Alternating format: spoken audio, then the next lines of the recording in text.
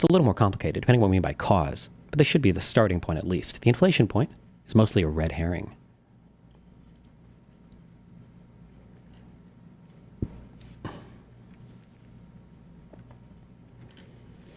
I've taught thousands of economic students the introductory model of tariffs. A tariff on washing machines raises their price, harming households but benefiting U.S. manufacturers. The household's loss is larger, so the tariff ends up destroying wealth for the country. This conclusion makes economists unpopular with many politicians. Recent research has convinced me that the Econ 101 story is generally too simple to apply in a modern economy. Pro-tariff politicians are right about that, but they have the direction wrong. Tariffs are even worse than the textbook model suggests. It's usually not the main takeaway, but there is an upside to tariffs in the basic model. Tariffs benefit domestic manufacturers. The standard trade model taught in Econ 101 is shown below as supply and demand, where the usual sloped curves are only the domestic supply and demand. Onto that, we add a world supply curve that is horizontal at the price P underscore world. With the tariff, the price is bumped up to P underscore tariff.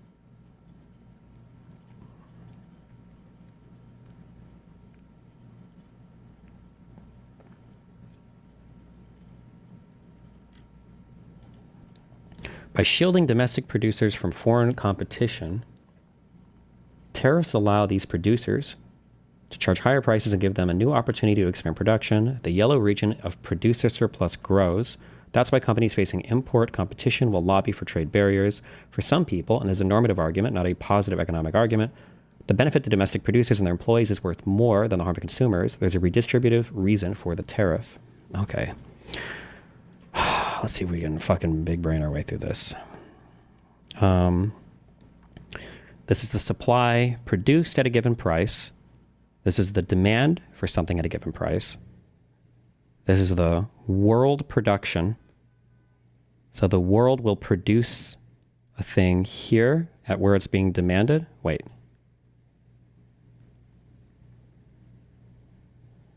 Fuck me. I suck at reading these charts.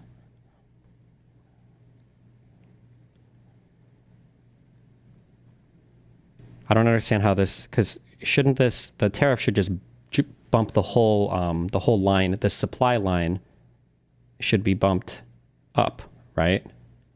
No, wait. Yes. No.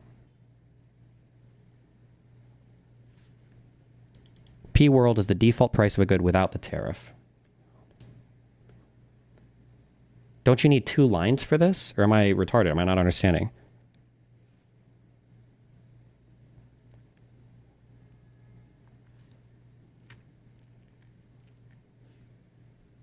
P world and P tariff are separate from the supply line. Oh, that just represents a certain price, I guess?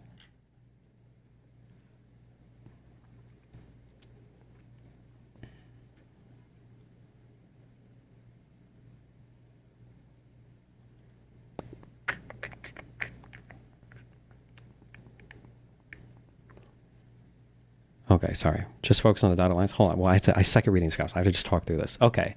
This is the demand for a given good at a certain price.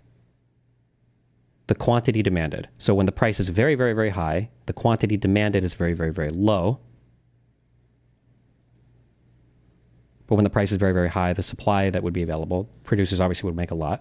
And then as you move on the right on this, the quantity demanded is much higher as the price falls. Okay, and then same thing with the supplier. It's the inverse.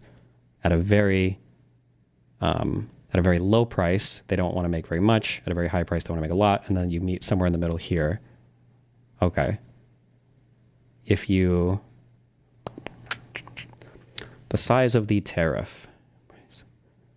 I don't know how to factor in these dotted lines for anything. I'm just a fucking retard. I don't understand.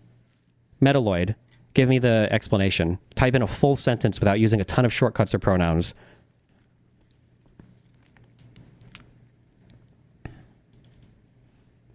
That's the domestic supply demand curve. P world represents the price in the global markets, which is lower than the domestic equilibrium price. Okay. Okay. This is domestic. And this is the world.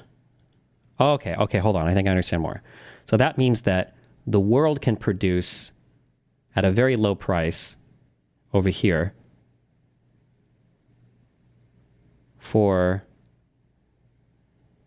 the quantity demanded would be quite high, so they would consume here.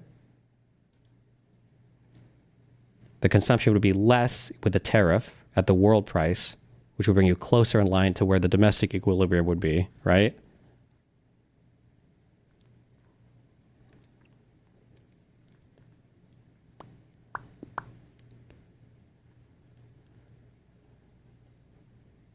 But I don't understand how the tax revenue or anything works here.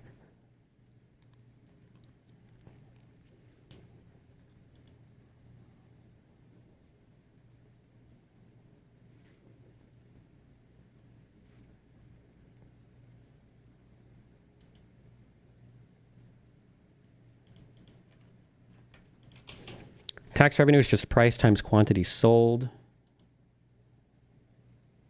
Okay.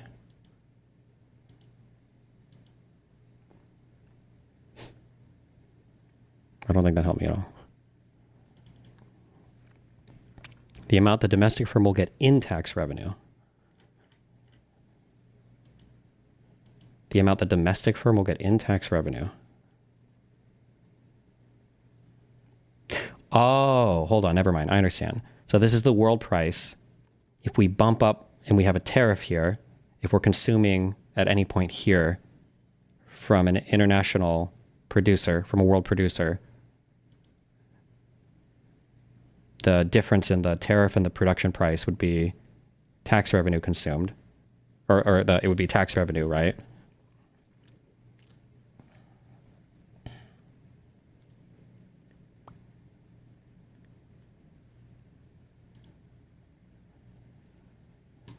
Okay, what are we trying to explain with this? By shielding domestic producers from foreign companies, tariffs allow these producers to charge higher prices to give them a new opportunity to expand production. The yellow region of producer surplus grows. That's why companies facing import competition will lobby for trade barriers. For some people, and there's a normative argument, not a positive economic argument, the benefit to domestic producers and their employees is worth more than their harm to consumers. That's a redistributive reason for the tariffs. For some people, this is a normative argument, not a positive economic argument. That's true. By normative, he means you have to decide if you want to hurt all of society a little bit to benefit a certain sector a lot. That's a normative argument. It's not like economically, there's not like a right or wrong answer there. Tariffs are a tax on intermediate goods that manufacturers use. As I explained before, one implicit assumption is in this argument is that trade is in finished products for consumers, but a large part of international trade occurs in intermediate inputs and components, not finished products, ready for consumers. Companies import parts, materials, and unfinished goods using their own. This means tariffs often act like a tax on domestic manufacturers who use these imports, raising their costs instead of protecting them from foreign competition. That's true. If the neat separation between consumers and producers ever existed, it doesn't today.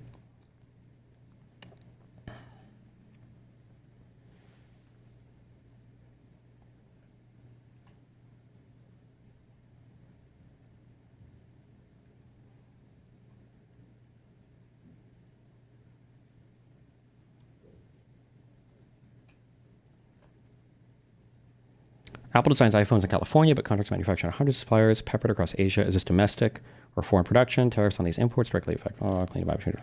A big part of international trade occurs within multinational corporations, not between independent buyers and sellers. Really have used imports nearly a third. Common sense that J.D. Vance appealed to in his price position rate through careful data collection analysis from economists, often economists with PhDs. Their detailed research reveals how these costs increase, ripple through supply chains. For example, research by which included used in solar panels, washing machines, found that products more exposed to tariffs on imported inputs experienced significantly lower export growth. This effect was equivalent to foreign countries imposing a 2% tariff on U.S. exports on average. The tariffs intended to protect domestic industries ended up acting as a tax on U.S. exporters, undermining their global competitiveness. This is the opposite of protecting American jobs. The Econ 101 model misses another crucial aspect of real-world tariffs. The other country often retaliates tariffs of its own. True, this harms domestic exporters. Affected superior manufacturing. Wait, I thought I was going to read something. I thought I was about to read like the opposite of all this.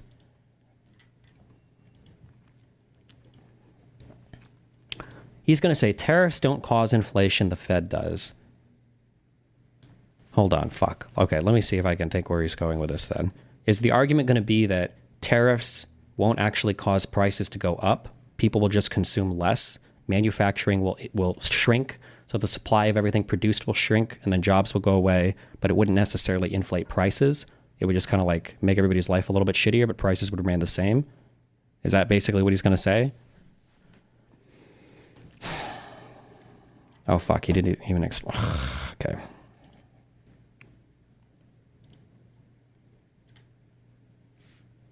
Wouldn't that be deflationary? Would prices fall? I'm not sure. I don't know. Okay. Well, okay. Glad we could make that pit stop. Okay. I need to watch a couple of videos.